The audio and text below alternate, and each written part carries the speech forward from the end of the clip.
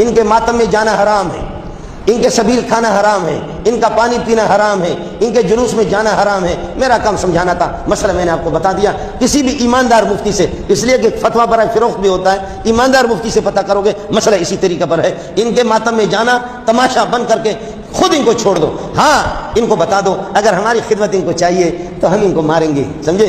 فرعونیوں کو اللہ نے اس طرح ذلیل کر دیا، دریا میں غرق کیا، اور اس کو کافروں کو صحابہ کو کہا قاتلہم یعذبہم اللہ، دب کر کے مارو ابو جہل کو۔ میں فرشتوں کو بھی کہہ رہا، فرشتے بھی مار رہے ہیں۔ بخاری شریف کہتا ہے کہ فرشتے آ گئے، شہود الملائکۃ بدرن، بدر میں فرشتے آ گئے۔ اور تیسری ایک مخلوق ہے، فرعونیوں کو اللہ نے غرق کیا، بدر میں کافروں کو صحابہ نے اپنے ہاتھ سے مارا۔ یہ تیسری جماعت ہے، ان کو نہ فرشتے مارتے ہیں نہ اللہ مارتا ہے، یہ خود مارتے ہیں۔ سمجھ میں نہیں آیا؟ مزہ اس میں آتا ہے، نہ فرشتے مارے نہ اللہ مارے، خود اپنے آپ کو مارے۔ اس قسم کا بے وقوف کائنات میں کسی کو بھی نہیں دیکھا ہے، اور یہ بالکل اس قسم کا ماتم حرام ہے۔ اللہ سب کی حفاظت فرمائے۔